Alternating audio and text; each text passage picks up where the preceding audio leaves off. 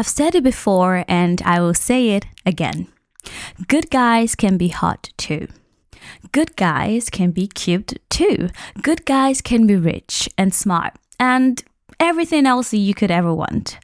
They're not mutually exclusive, but society tries to tell us that it's either one or the other. Otherwise, we have unrealistic expectations. So let's talk about it. Hi everyone, my name is Angie, and if you're new here, hi and welcome.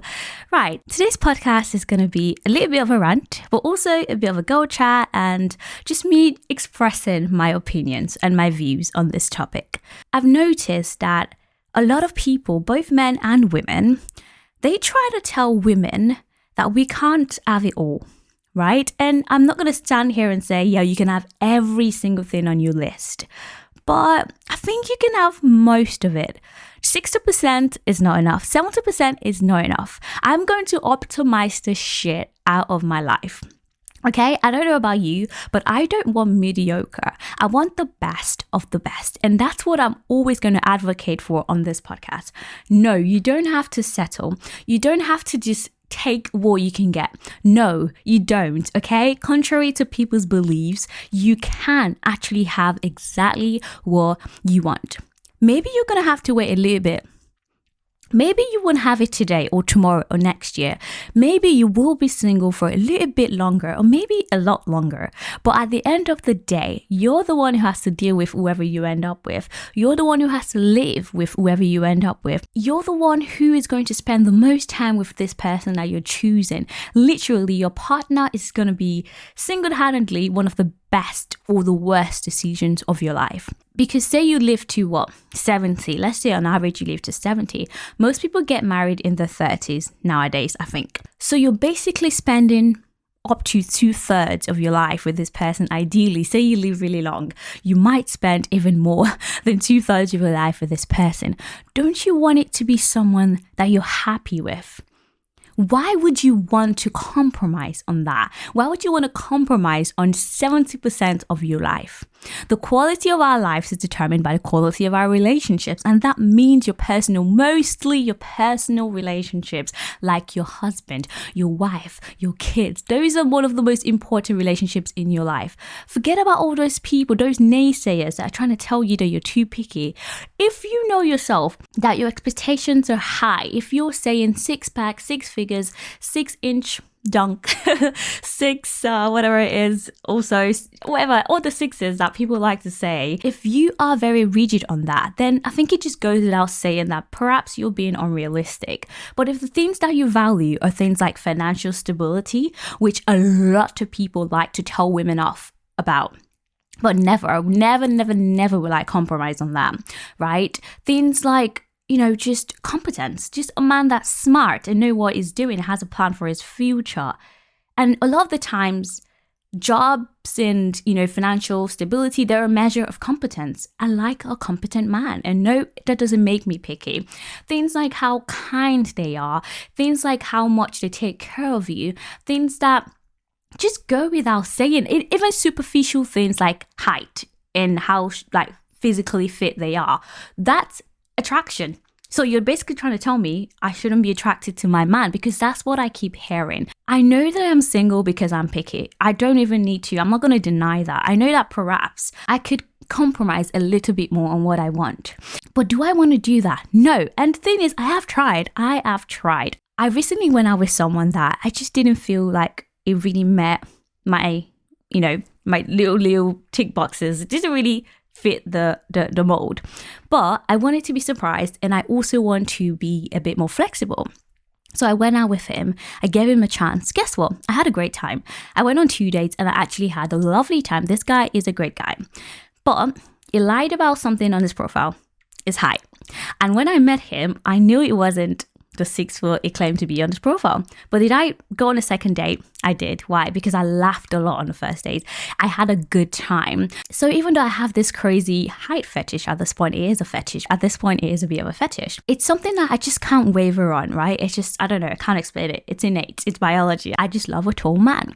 And I still give him another chance because I had a lovely time again. He's a really nice guy. But as the second date went on and I stood next to this guy, it was hard for me to be really attracted to him. Because why? I've compromised on something that I know is really important to me. And I really want to talk about that. It's okay to compromise. It's okay to compromise on the things that perhaps you don't feel too strongly about.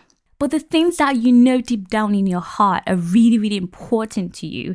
If you want someone who is a Christian, but you're dating someone who's atheist or Muslim or a different religion, maybe Jewish, then you're compromising on something huge. You're compromising on something that will come back to bite you in the ass. You're compromising on something that at the end of the day will just leave you feeling dissatisfied. Like you just know at the end it wouldn't work out. It just wouldn't. Because what you're compromising on is too important. It's too big to you. And yeah, you might say, why do women care so much about height? Why is height so important to me? It is. It just is. Why do you want a pretty woman? As a man, why do you want a pretty woman? If you have me, a pretty woman, on your arms, why can't I have a tall man next to me? For instance, if you say you want a man who has money, society will tell you you're a gold digger. They will tell you, oh, there are other things to care about. Why? Why can't I have both? Why can't I have a man who is smart, who is rich, who is tall, and is a nice person? Why does it have to be either or? I am smart and pretty and nice and financially stable. I'm not asking for anything that is so much more than I am. I'm asking for exactly what I am, and maybe even more, because #apurgamy. I want a high value man. So I really hate it when society tries to tell us that it has to be one or the other. Guess what? I almost went on a third date with this guy because in my head I was thinking, oh, he's a nice guy, but he is a nice guy. But he's not my nice guy. He's not the guy that I want. Why do I have to be with him just because he's a nice person? Being a nice person alone does not make you the right person. There are a lot of nice people in the world. Does that mean you should date every nice person? Besides the height, there was something else I couldn't waver on. The career that is chosen is not something that I saw myself being a part of. You mentioned at one point that you wanted to be in the Army Reserve. I'm sorry, I don't want a man that's going to be away from home for long periods of time. I don't want a man that I have to worry about that is going to be shot if he ever got to the front line. I can't do it. I can't do it. And I told him I respect your job. I love a man that cares about what he does. He is a policeman, and I love a guy in uniform, first of all. So the job alone wasn't a deal breaker, but it was just the future aspirations, the future goals, the future career path that it was going to go on. It just isn't for me. So that was the second strike. And I thought to myself, okay, it's been 2 dates and there are already 2 strikes. If I go on a third date, I'm making myself more invested in this person. He's someone that I can like. He's someone that I can see myself falling in love with. So I really, really had to think about this. And when you think about all the noise and when you're distracted by all the noise that society tries to tell you that, oh, he's as long as he's a good man. This man is a good man that I think will be good to me, at least from the impressions I've gotten.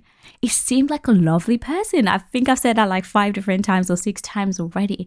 But I had to stop myself.